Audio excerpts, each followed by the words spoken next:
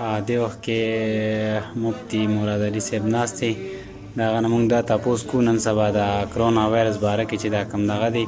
خلک احتیاطي تدابیر استعمالي چې ماسک اچولي یا دغه نه پورې خلک لږ خندني کي دغه کې چې یاره تاسو دا اچولي تاسو په خدای باندې یقین نشته یا دغه نو زه یم چې د دې باره کې دی لږ په دې خبره وضاحت وکړي چې څه کول پکار دی او څه نه.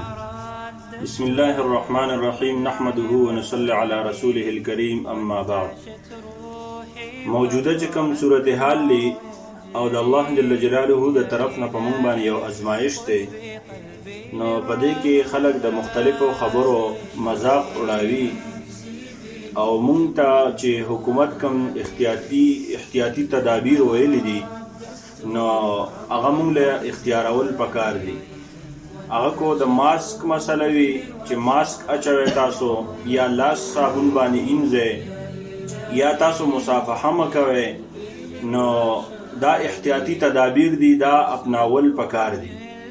او دا خبره په دې کې مشهوره ده، خلک وی چې تاسو په الله جل جلاله یقین نشته او تاسو دا تدابیر اختیاروي، نو ځان په دې خبره پوهه کول پکار دي چې اصل توکل ستوي. توکل مطلب خو اصل دا دی چې ته اسباب اختیار کې او بیا په الله جل جلاله باندې ته اغستا کم بروسي اسبم په الله جل جلاله بروسا یقین ساتي. خو الله جل جلاله دا دنیا چې پیدا کړې ده نو د پدې کې څه اصول له ضوابط دي، لہذا دا خبره د توکل بالکل خلاف نه ده چې موږ احتیاطي تدابیر اختیار کو او لاس انزل په صابون باندې او ماسک اچول، داسې نور څومره چې احتیاطي تدابیر دا موږ اپناو کو او بیا دا غین بعد موږ الله جل جلاله باندې بروسه ساتو. اصل بروسا په الله جل جلاله باندې ساتل پکار دی، یقین په الله جل جلاله باندې ساتل پکار دی. خو چې احتیاطي تدابیر مونږه اپناو کو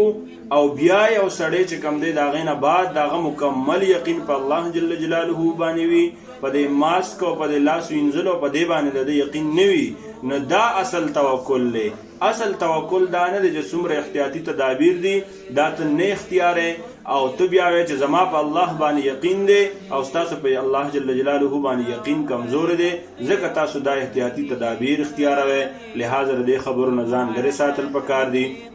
او د داسې خبرو مذاق اړول نه دي پکار. موجوده چې کوم صورتحال لی نه الله جل جلاله طرف ته توجه او الله جل جلاله طرف ته رجوع پکار ده او هر وخت الله جل جلاله ته جړه پکار ده چې یا الله په مونږ باندې دا کم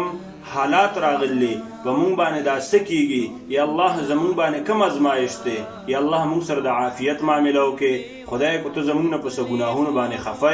یا الله مونږ د هغه ګناهونو تا نه معافي غواړو، یا الله مونږ معاف کې تمام امت معاف کې، یا ارحم الراحمین مونږ باندې رحم وکې، تمام امت باندې رحم وکې. هر وخت انسان په نورو خبرو کې د مشغولېدو